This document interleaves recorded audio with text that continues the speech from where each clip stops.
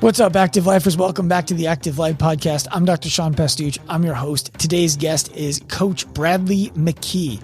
Brad is the owner of Velocity Barbell with his wife, Chelsea, in Fort Wayne, Indiana. He is a client of our ProPath product, which means all of the coaches in his business are enrolled in our ALP, Active Life Professional credential, and he is bridging the gap between fitness and healthcare. The reason why I wanted to have Brad on the show today is simple. I want you to hear the caliber of gym owners who we have the privilege of working with at Active Life. I want you to decide if that's the kind of gym owner you want to surround yourself with. I want you to decide if that's the kind of gym owner you want to be. The beautiful thing about our opportunity to work with Brad and dozens of other gym owners like him is that he doesn't need us. We didn't rescue Brad's gym. He wants us. He believes his ownership of his business is enriched by his relationship with us. He believes that we deliver more than what he pays us to deliver. When you're listening to this episode, I want you to be asking yourself whether you want the same or not. In this show, you're going to listen to Brad talk about how he took his rates from as low as $140 per month per member to over $420 per month per member and has the same number of members in the gym. That means revenue's up, in case you weren't clear on it. How he was able to start to thin the herd of the members he had in his gym from the kind of people who wanted fitness entertainment to the kind of people who wanted life-changing coaching. And you're going to hear how he navigates all of that with his wife by his side because they work in the gym together, they live together, they're married. You're really going to enjoy this episode if you are somebody who enjoys the business side of fitness. It's a great episode. I really enjoyed interviewing Brad. Before I get you to it, I want to ask you one thing. We don't advertise this podcast, and we want it to continue growing. It's grown substantially over the years, which has been really exciting. To incentivize you to help us grow it, please go ahead and leave a review wherever you're listening, whether it's Spotify or iTunes or wherever. Leave a rating, leave a review. Take a screenshot of the rating or review that you left and DM it to me at Dr. Sean Pastuch on Instagram. Every week, I am going to choose my favorite review for a 15-minute coaching call, absolutely free, whether you are a client of ours or not, no sales pitch. Leave the review, shoot me the DM with the screenshot of it. I'm looking forward to seeing them. I'm looking forward to talking to you about your problems and helping you solve them in real time.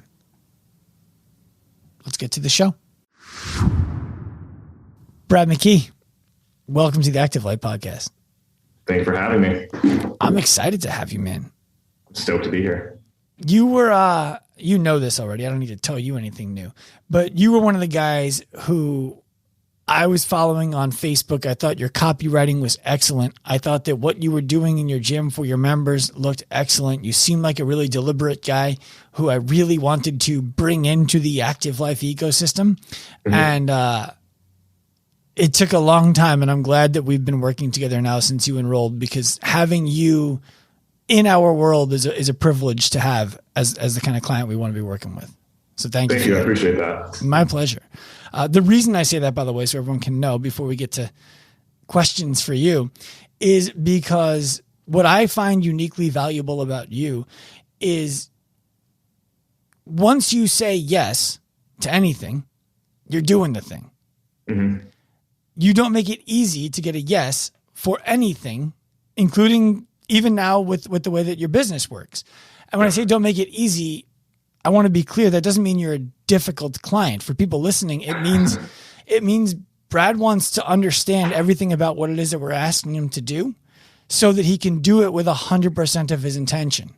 And I find that to be a very valuable thing, because once you say yes to something, we know it's going to get done. It's going to get done well. Mm-hmm. So I want to start going back in time a little bit. Your background is actually in formal sales. Yes? Correct. Yes. Take us from the day that you got your tie cut to the day that you decided I'm not going to do sales anymore.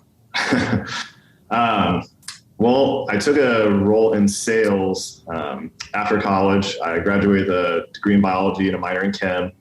So obvious sales. Yeah, obvious. And I realized along that line, my plan was to go to med school. And then I realized I was skipping class a ton to do personal training for free for people around campus. I was like, maybe I should try to make a career of this somehow. So I looked at like the average income of a personal trainer, which was terrible at the time. It was like, cool, you're going to make 30 grand a year and you have $50,000 in debt. Mm-hmm. So it didn't seem very realistic to me. So I was like, all right, I think the only way for me to really make this happen is to have my own facility. And then it was, how do I make a lot of money to do that? Well, I should probably learn the skill of sales and marketing. I was already bartending at the time, so it was a natural transition for me to do that. I worked in that role for about 5 years, kind of worked my way up in the company, got better and better at it, kept investing in my skills, and made enough to take the plunge and go into gym ownership. So when you started in sales, it was with the intention of ultimately ending up as a gym owner. I wrote out my goals when I was 25. I said that I'm going to have my own facility by the time I'm 40 years old. This is what it's going to be like. And then I just kind of got to work on it. That's very cool. Yeah. Did you ever second guess yourself when you were doing well in the sales role? Second guess, as far as leaving sales? Yeah. Absolutely. I had a really cushy gig. I was contracted by a really large wireless company to travel to underperforming markets, teach their reps how to improve their revenue by teaching them sales skills, teaching them to have a little bit bigger goals, and kind of holding them accountable to that. So I would work for 7 to 14 days in Chicago, Charlotte, Indy, wherever. Then I'd have 2 to 3 weeks off. So it was pretty sweet. But I realized, I don't know, I wasn't waking up with purpose every day. Like, yes, I cared about my reps. But I always knew like I wanted to take care of people at a higher level. And when it was finally time for you to make the leap, first of all, you're not 40 yet, correct? Correct. I'm 35 years old. So you beat your goal by what? 7 years, 8 years? Yeah. Yep. Just in time for COVID? Yeah, it's perfect. I got warmed up for it. It was great. Yeah. Perfect. What was that like? The day that you decided that you were like, all right, I'm going to do this. And you, I imagine, were putting money aside. Now you're in your young 30s. Yeah. You have this pile of cash that most people in their young 30s don't have. Yep. And then you're like, I'm going to put this into something that has absolutely no certainty at all. Correct. You alluded to it earlier, but I'm very much I decide to do something and I do it person. And I find that just throwing myself into scenarios where I have to perform forces me to grow. So I knew that I wasn't going to, if going into business ownership, I wasn't gonna be able to buy a house for a while. So when I was in my sales role, I bought a home, I got an engagement ring, and went and found the cheapest warehouse facility I could. So I had no idea what I was doing, to lease, did that, and saved up a year's worth of living expenses, and I quit my job. So a lot of things all happening within like a 3-month window. And it was very much like, all right, like let's hold on to our seats and see what happens. But it was great. And now you're still in that warehouse? Still in the same one. Yes. Okay. I find that fascinating because I want to talk about it for a second, because I hear from a lot of people, including existing clients and future clients, that they feel like they need to get out of their facility and go somewhere more retail. Mm-hmm. And what I typically respond to that with is, you can, but you're not selling a place. Yep. You're selling a valuable service that can happen anywhere. So the difference is just you need to make sure that people know that you exist there. How have you overcome we're in an inexpensive warehouse. We're not on the main drag in a retail space while providing a premium service? Mm-hmm. Great question. I really look back on my time doing sales, and this helped me a lot. Understanding that you can buy a solution anywhere now. Like, everyone sells generally the same products. Same with service-based industries. So how do you differentiate yourself? So it's cliche to say, like, we care more. So, like, how do you show that to a client? Like, what type of value are you giving them? So we said, like, we're going to blow people's like socks off from a service standpoint. Like, we're going to go so far above and beyond. And actually, we were grossly undercharging when we started, which that's a whole nother conversation. It could be this one too. Could be this one too. Yeah, I know. So, sorry, what was that question again? I just lost train of thought. How did you overcome being in a warehouse that doesn't have exposure? Yes. We understood that people weren't coming to us because they wanted a nice gym. They could go to an Equinox, a Planet Fitness, some large Globo gym. But generally the clients that we want, they weren't making it to the gym on their own for some reason. Okay, so maybe they weren't a lifelong athlete, because a 24-hour gym or somewhere that's really well outfitted where it's go up, show up, do your own thing, those are great for people who know what they're doing already, or they're already in the habit. And honestly, like, that's not who I opened a facility to help. I wanted to help people similar to my parents who, my mom struggles with mental health, my dad struggles with weight. And I just thought to myself, where would they go? Like, there's nowhere for them. So we wanted to make a place where we could help people like that in a really intimate one-on-one scenario. Have you been able to help your mom and dad? Did they come in? My dad, yes. Okay. My dad, I am starting to do some remote stuff right now. We're just tracking step count and getting him where he can actually move more. That's awesome. Yeah. My mom has a one-on-one coach with Active Life. My dad is on our Active for Life program, which is the free workouts that we give away. Whenever my dad recently sent an email, hey, thank you so much for sending me 6 days a week of workouts. I only need 4. So you can stop sending me 2 of them. And like someone, it ended up in the group Slack channel. It's like, hey, Dr. Keith is good with only 4 workouts. So let's change the whole program and only send them 4. It's like, Dad, that's not how it works. 6 come every week and you can do all of them. That's great. Or skip as many as you want. So you said you were grossly undercharging when you first opened. What were you charging? Yeah. So my wife at the time, before we opened, was working at a CrossFit box. And we were actually looking at purchasing that. So we actually built our pricing based off of that and all their competitors, which... Just to backtrack, your wife at the time, meaning the wife you have now, at the time was working at a CrossFit box, not your previous wife. Startup facility. We were looking at purchasing that one. And the financials didn't make sense. And partly because they weren't charging enough, which once we opened our own facility, we realized, oh my gosh, like, we're going to need to service a ton of people to make what we want to make and really live the lifestyle we want to have.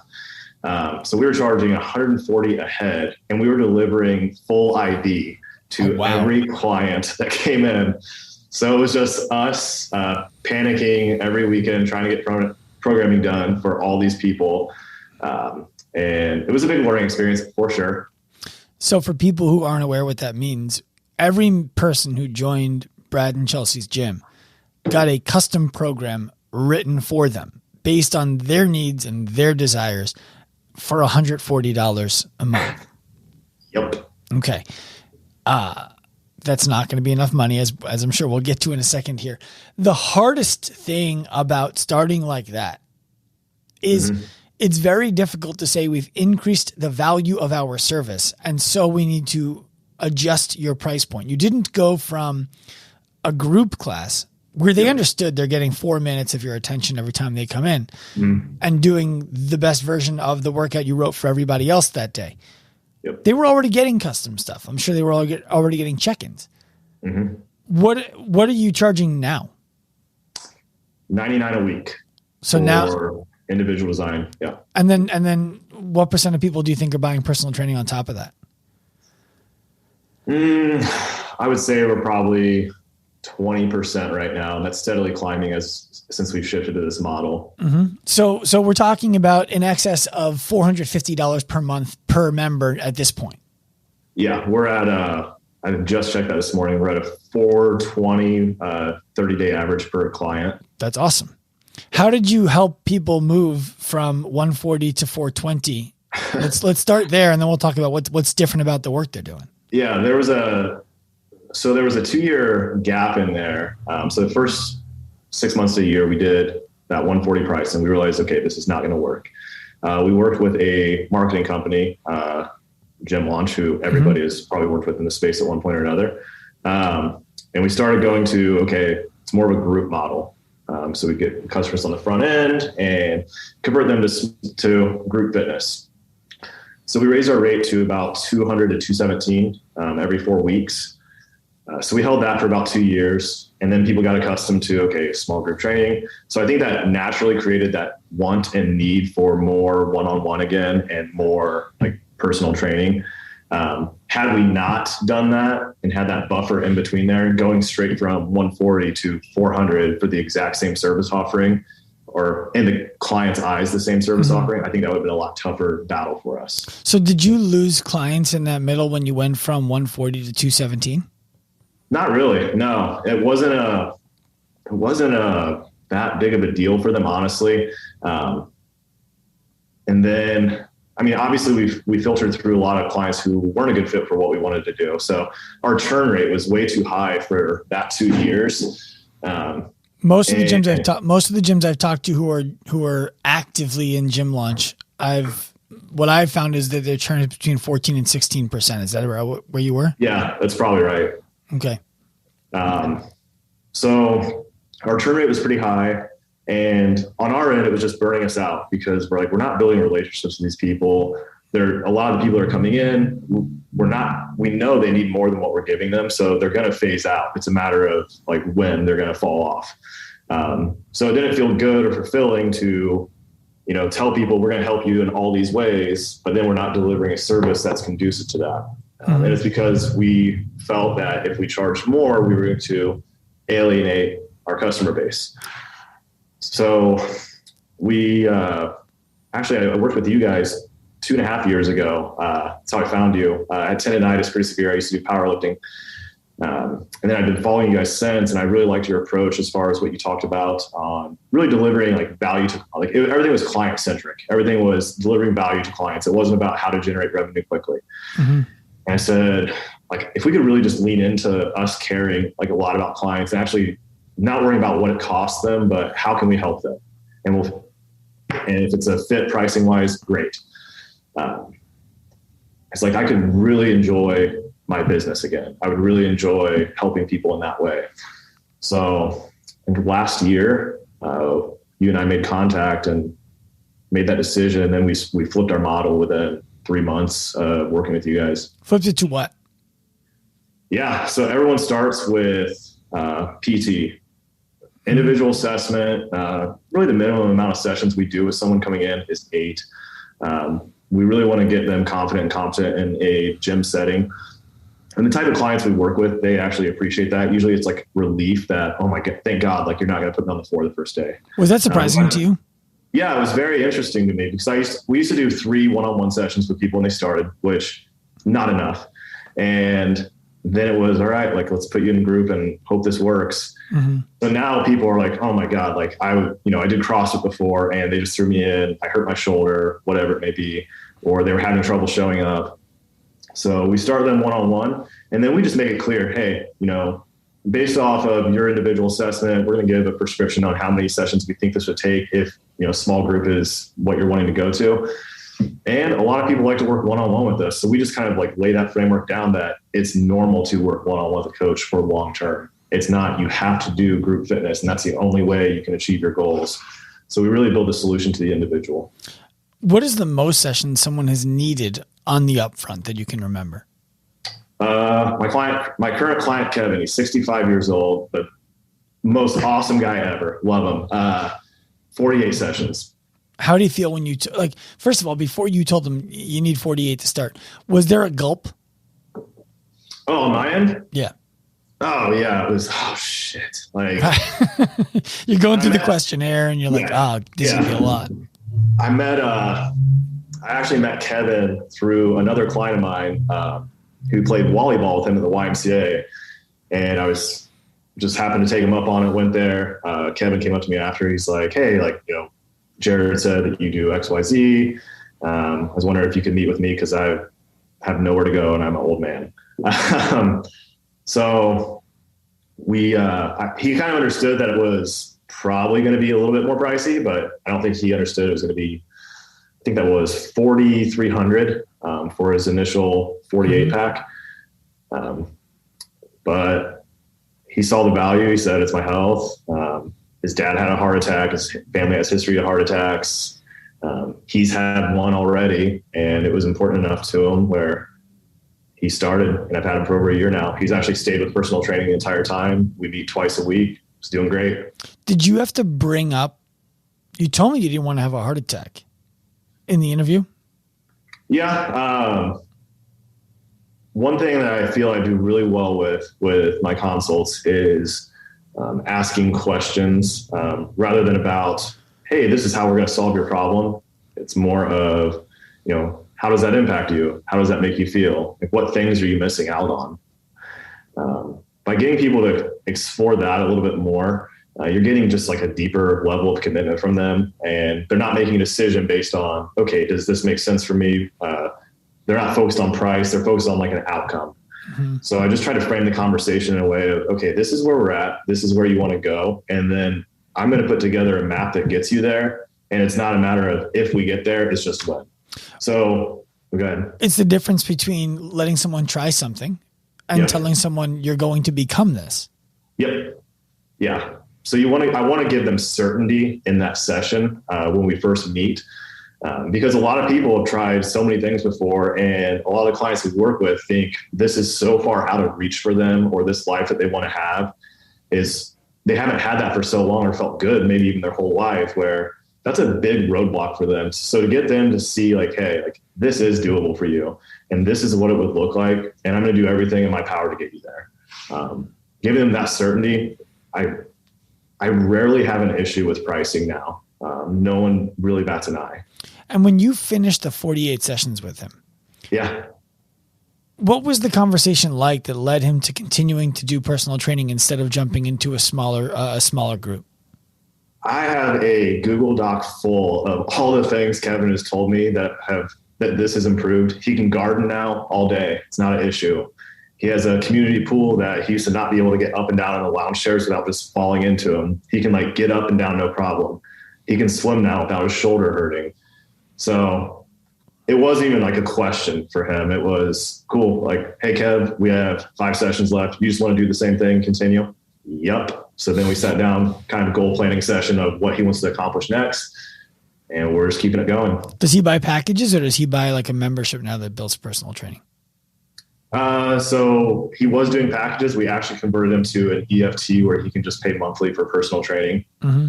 So he gets 8 sessions every 4 weeks. How many referrals has he made, if any? So he's made 2 introductions to me. Okay. So what I find most interesting about this case that you just described is, first and foremost, he's 65. Mm-hmm. And I think that most of the people listening to this who are not already working with us, the 65-year-old who walks into their gym is like a unicorn. That they were like, I wasn't looking for unicorns, but cool, let's put them on Instagram, and they can be the one that we talk about, so that everyone knows we can help everyone from an Olympian to this grandparent. Mm-hmm. This guy was looking not for a place to walk into; he was looking for you. Yeah, which I find really interesting. I also find interesting that you met him playing volleyball. Yeah, and the reason why I find that interesting is because I wonder if you didn't go play that day, if you get the opportunity to meet him. Yep. I think about that often. So how has thinking about that often influenced what you do day to day? It has really made me, I love talking to strangers as it is. I love talking about what I do, talking about what they do, learning about them. My wife hates that at times because I will talk to anyone. I have a similar scenario in my home. Yeah, it's made me lean into that even more. I say yes to a lot more opportunities and just new experiences, which has actually enriched my life even more. And then I just look at it as like, I don't know, I want everyone to leave a conversation with me feeling like I somehow helped them or gave them clarity in some way. How has it enriched your life even more? It's you hear this a lot, but when you're going through a stressful scenario or any bit of adversity, generally one of the things to make you feel good quickly is to help somebody else. And I get to help people every day. And I think that's just amazing. So when you look at things with a service first attitude, your life just like skyrockets. And I find that interesting. And that's been true in sales, and it's been true with the facility. Every time I focused on how can I better help rather than how can I make more money? Anytime I focused on money, money got scarce. Anytime I focused on how can I help and solve really big problems for people and just care, my business has just taken off and I haven't had to worry about money. Have you found that to be a, while true, difficult thing to practice? Absolutely. I catch myself looking at numbers too often. I don't need to look at them every single morning. But in sales, they teach you that you do. That's probably a habit that comes from whoever your sales trainer was telling you, like, you got to wake up in the morning, know your numbers, and hit your goals. Oh yeah. Yep. So that was an ingrained pattern. Luckily I had a really good mentor that before Active Life, Lance Cooper. He was a phenomenal sales coach. But his whole thing was selling with integrity and really just a service-based mindset. And I think that's really, really helped me. So that's just something we really try to lean into. And like one of our, just like any of our core values, it's treat everyone like they're your grandparents. If you do that, things are probably going to turn out pretty okay for you. Mm-hmm. How do you do that? What is an example of putting treat everyone like they're your grandparents into practice? It starts the second they pull into the parking lot. So how would you greet them? So are you holding the door open for them as soon as they walk in? Are you greeting them by name because you already introduced the entire staff to, hey, this person's going to be coming in today. Every staff member, all three of us are going to say hi to that person on the way in. We walk them upstairs during the consult. Hey, my job today is to find out where you're currently at, where you want to go, and if I can help you get there, we're going to do that. So it's nothing about, hey, this is our facility and this is everything we do. It's just asking questions about them and caring and actually listening and actively listening. I want to push back on you a little bit because you said something that leads me to believe that it actually happens before they come into the parking lot. Okay. You talk to them before they show up. Yes. The only way the staff was going to know they were coming is if you'd already spoken to these people before. Yep. What's that like? Yeah. So typically if someone finds us through, let's say they Google us and they reach out. Are they Googling Velocity Barbell or are they Googling health and fitness Fort Wayne? Yep. It's usually personal training, Fort Wayne. That's usually like the most common result that we see. The second they do that, they get a text message from an actual human being. If we don't get a response from that text message, we follow up again within a certain time frame, usually 2 hours, like, hey, just want to make sure, send them a calendar reminder. Generally, we get some type of pulse from them at that point. We get their initial consult scheduled. Once that's scheduled, I immediately reach out to them. I send them a video message introducing myself. I read like the questionnaire that they filled out, which is only 5 questions long, essentially saying what they're trying to do, what their history is, and then like one interesting thing about them. So I'll reference that questionnaire in my video message to them. And then I introduce, hey, staff, this is who's coming in at this time. Make sure you greet them. See, I think that's what people are missing.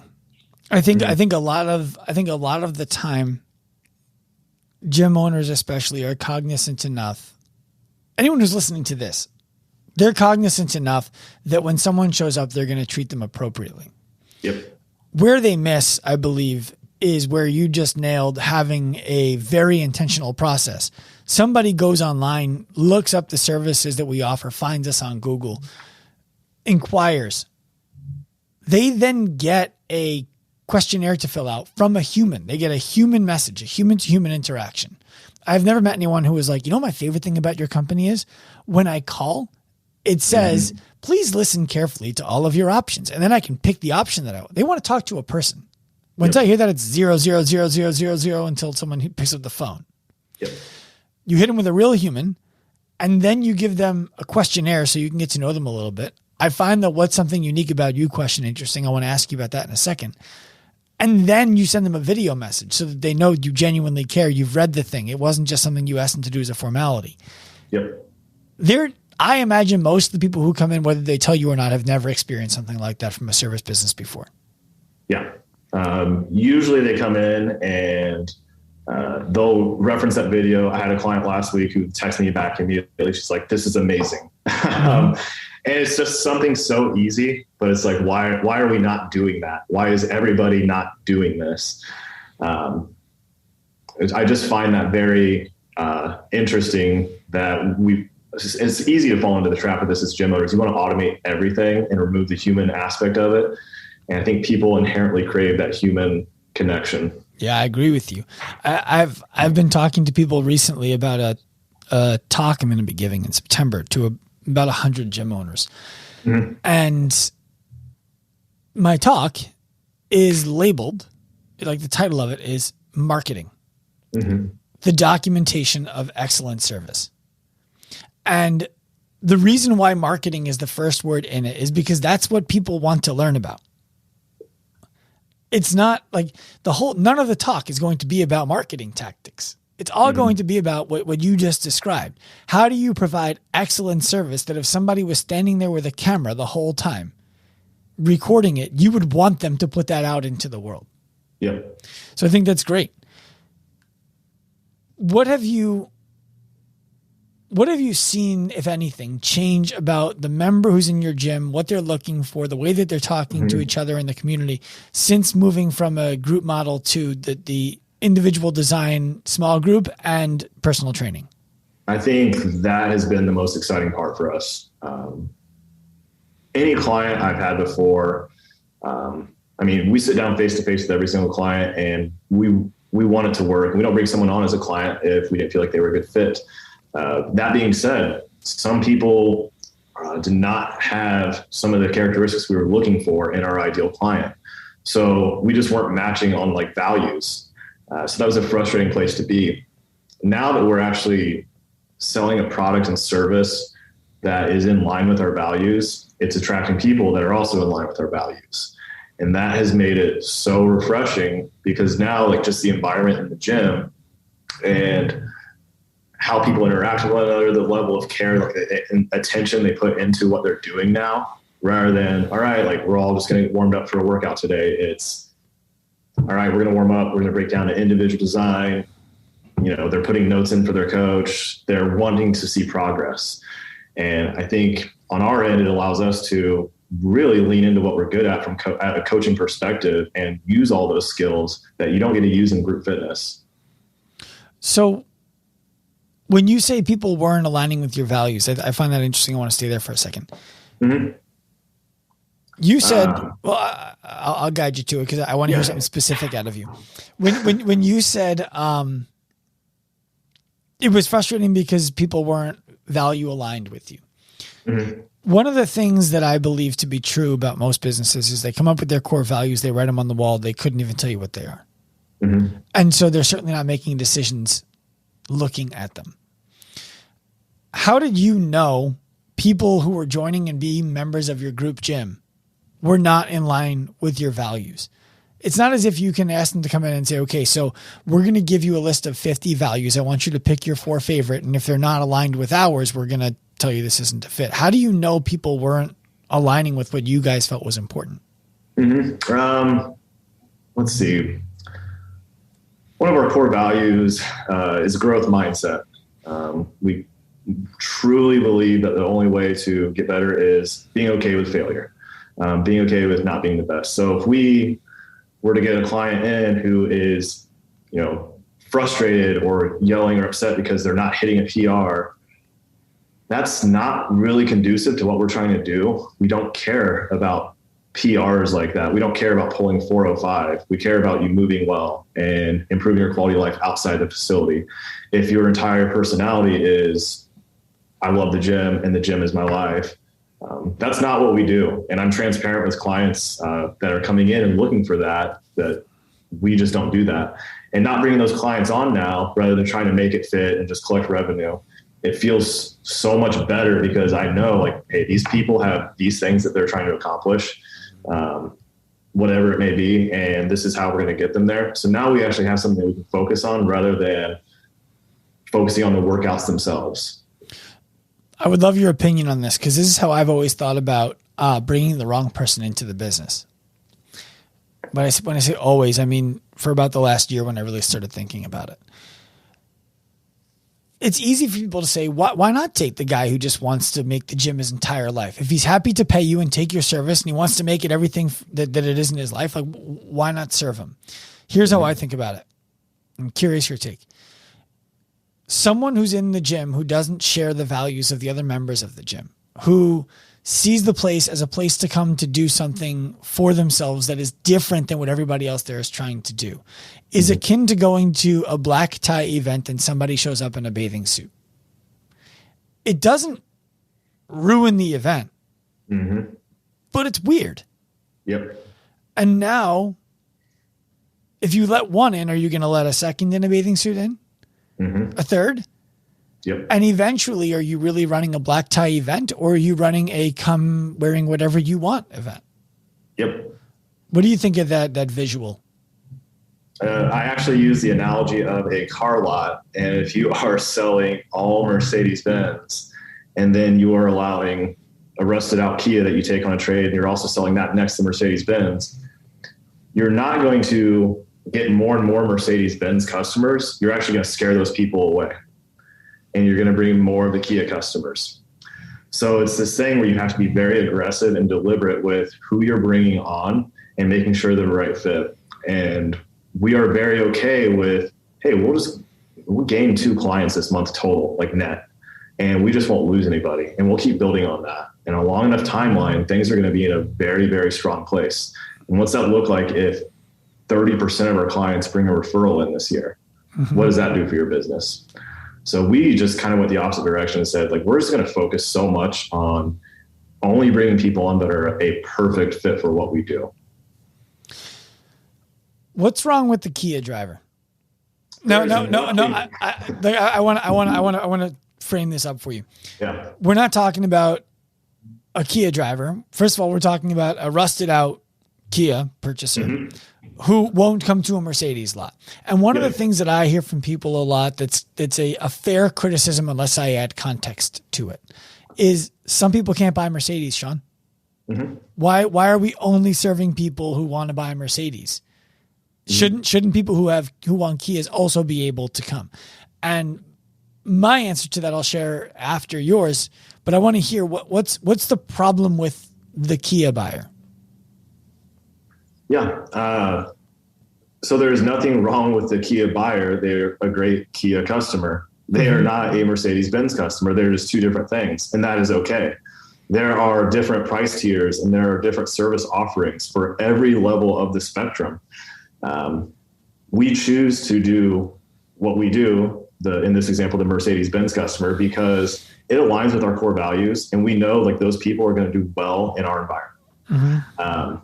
And those are the people we enjoy coaching, that we have found historically over the 5 years. Like, if we make an ideal client list, my entire client list now are people I love seeing when they walk in the gym. Like, I am excited. I'm like, oh, I love seeing Kevin here today. I'm excited that Corey's walking in right now. I don't have a client who walks in and I'm like, oh, shit, which every gym owner or coach has experienced that at some point, that you bring on this client and you're like, oh God, like, here we go today. Like, let's get through it. And we don't have that. But I kind of got off track, but to get back to your point, there's nothing wrong with that Kia customer. They have they're not going to be happy in that Mercedes-Benz lot anyways. That's not where they belong. So you're just going to have this friction the entire time where both sides aren't really happy. And it's just this awkward tension, and clients pick up on that. I think people underestimate that, but I mean, people are very socially aware. If someone is throwing off the energy in a room, I mean, you just killed that whole session. Yep. How's that affecting your business? The reason why I actually, personally, I love car analogies because they're so easy to relate to a human and everyone understands them. The reason I started thinking and explaining things more in terms of the apparel, you know, do you want to go to the pool party or to the banquet party? Some people prefer the banquet and some people prefer the pool. And if I'm asking a pool party person to be at a banquet, they're typically the person who is a lot of fun in a different environment. And in this one, they're not a good time. Yeah. And if we go the other way around, the banquet person at the pool, it can end up being a stick in the mud, but they're great at the banquet. And so I believe you have to decide, do you want to have a pool party or do you want to have a banquet? And there's nothing, like you said, there's nothing wrong with the person who prefers to be at the other party. We just shouldn't invite them to ours. Mm-hmm. It's that simple. Yep. What's it like working with your wife? I mean, new wife. So feasibly. Yeah, we've been married a year. We've been together 6. It's the first 2.5 years were, I want to say challenging, but you're adopting just an entirely different lifestyle. So we went from me being on the road for 2 weeks and being home with a few weeks off to, hey, our gym is a mile from our house and we are there all day setting this thing up, getting it ready. We come home, we were programming for the entire week, and that was our life. So it was very stressful. Since then, we've really just systemized it, and it's, I would say it's pretty seamless. I love working with my wife, honestly. I think it's great. Like, we go get coffee in the morning, head to work together. It's awesome. It's a testament to you genuinely like each other. Yeah. Yes. And you communicate. Yes. And there are difficult conversations for sure. There are times it's not fun when, one of you isn't performing at the level that you should be, because how do you handle that? When it's an employee-employer relationship, it's much different versus telling my wife, like, hey, you have to be nice to people when they come in. That is you're walking through landmines doing that. So how do you handle that? How do you handle that? Yeah. I like to ask questions on how would you feel if, things like that. How would this make you feel? Have you ever walked into a building and this happened? Has this ever happened? Rather than putting like the onus on that person saying, you need to do this, just trying to get people to understand. So seek to understand and you'll be understood, I think is a really good approach. Mm-hmm. Do you have any intentional separation of where these conversations happen, when these conversations happen? I'm asking because I know that there are plenty of people who are in relationships that are both at home and at work. And for people who don't maybe work with their spouse or their significant other, I worked with my best friend, one of my best friends, for a long time, and blew both our business relationship and our friendship because neither of us understood the nuance of conversation amongst friends and conversation amongst business partners. Mm-hmm. If one of us does not want to talk about work, we simply just say, I don't want to talk about work right now. And we stop talking about work for that time because it's very important to foster your actual relationship, and keep that healthy. That's the most important thing to me is, my relationship with my wife. And if that means like, all right, we're taking a step back, we'll talk about business during business hours, or we will go to a designated place, a coffee shop, and talk about work. That helps us kind of put boundaries on things. But honestly, we love talking about work, especially this last 6-12 months. It's been really exciting on how can we make things better? Like what would get clients better results? Mm-hmm. That's usually how our conversation starts. Like, how can we serve at a higher level? And that's actually fun to think about because then you're just creating. I think a really cool thing about your relationship with Chelsea, and I've only seen it online, is it's clear to me from a distance that you're a guy who both reveres his wife and will protect his wife. Yeah. And that's not, for the women listening, that is not to suggest that Chelsea needs Brad's protection.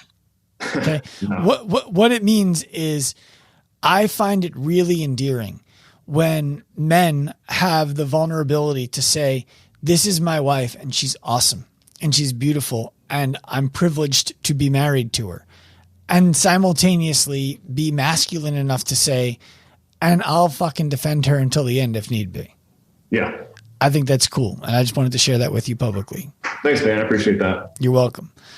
One of the things I think that you do extremely well is your copywriting. So if people were to ask me, what's the number one business skill that I can learn right now that will make me more money in the fastest order of magnitude, I would tell them learn to write. Because I believe learning to write will teach you to speak as well. And I believe the ultimate two skill sets are sales and leadership.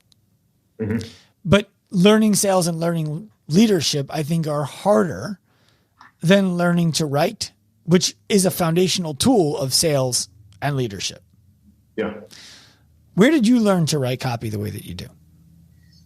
I have always been a bookworm, and I always enjoyed writing growing up. I was a huge nerd.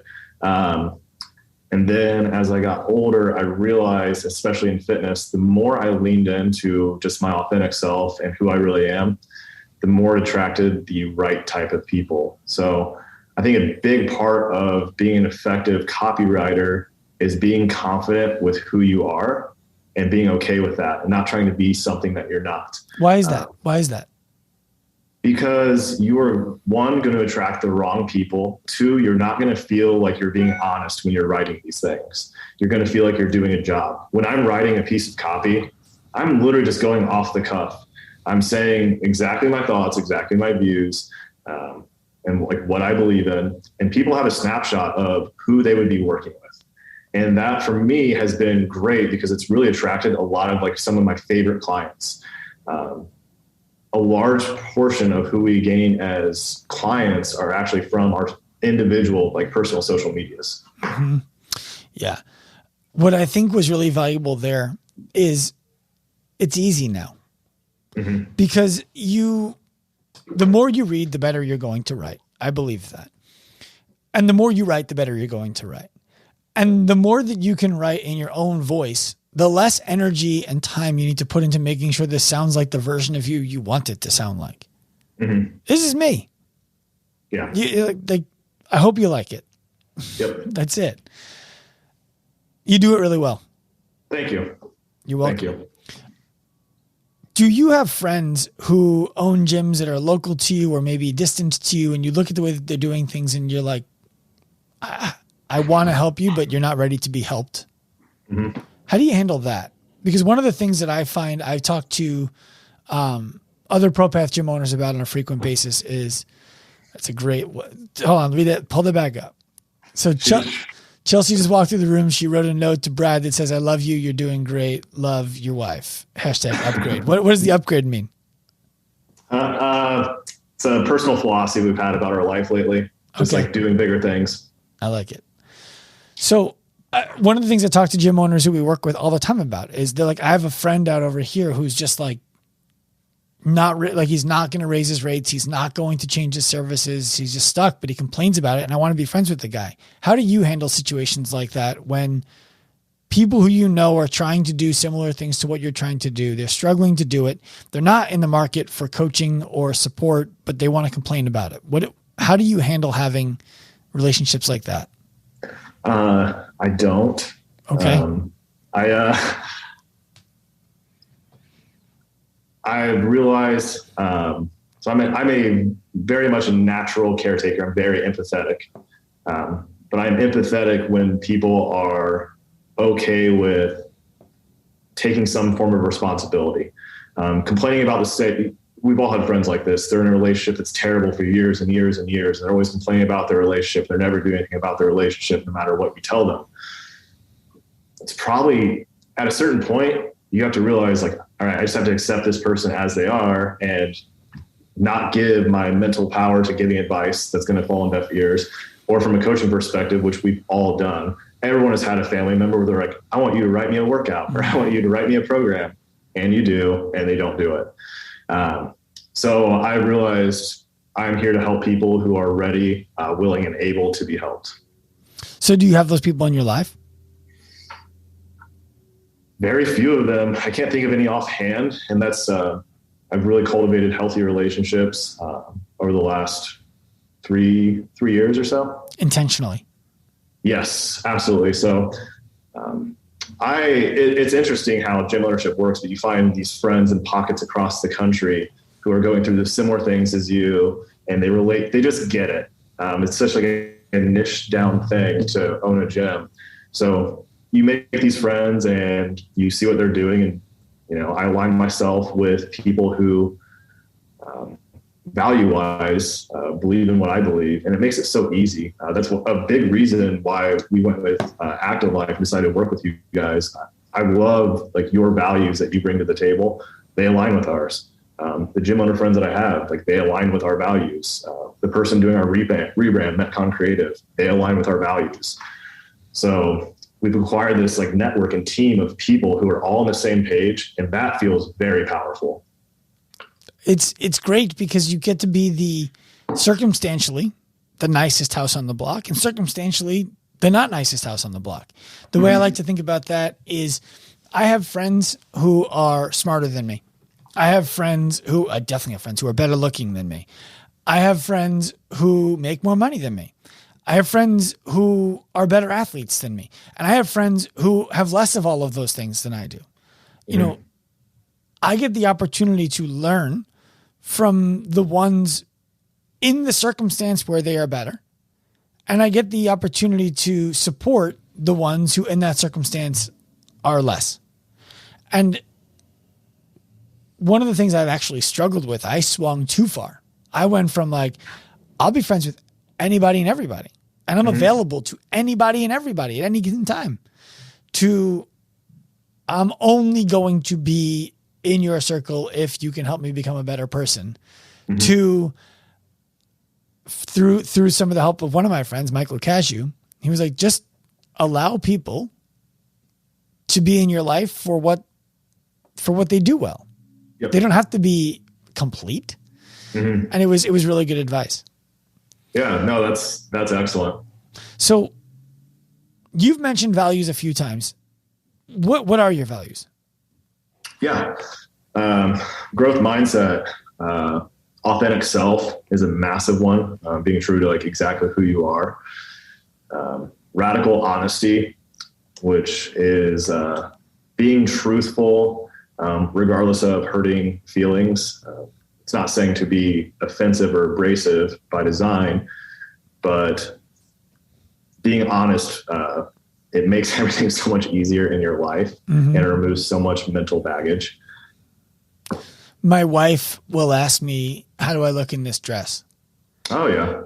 Radical honesty, to me, is not as good as you look in the other one. Not heavy around the hips, right? Yep. They could be the same answer. Yeah. But she doesn't need to hear it that way because it's not reflective of how I believe she looks or is. Yep. It's just being a dick. Yes. But if I just say, great, babe, and then she goes out and looks at pictures and she says, this dress makes me look heavy and I'm not heavy. Why'd you let me wear it?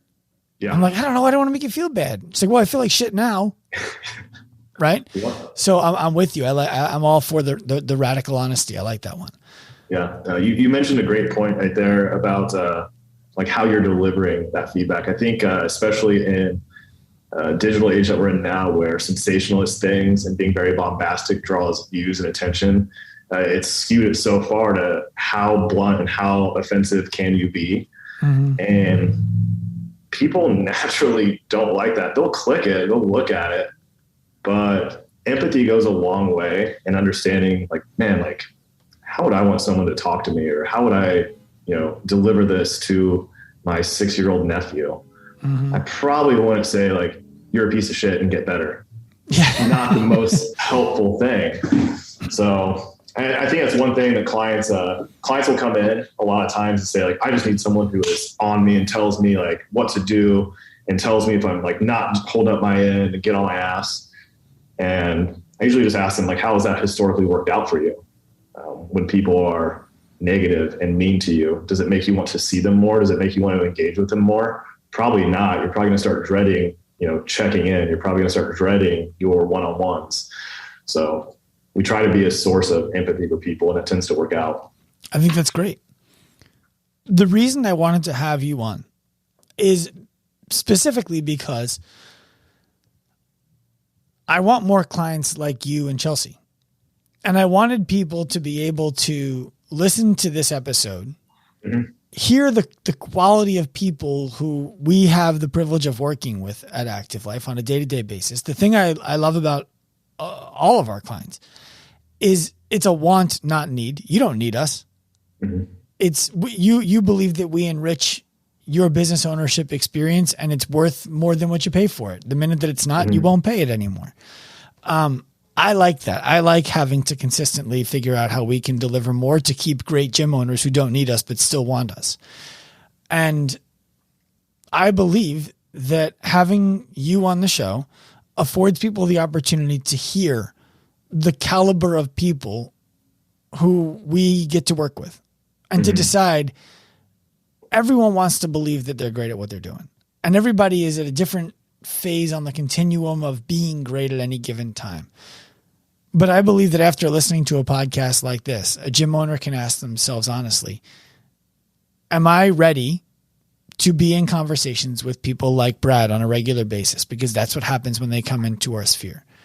And mm-hmm. so I just want to thank you again for coming on, representing yourself so well, and for being a model of the kind of people who we like to work with. Thank you. I greatly appreciate that. It goes both ways.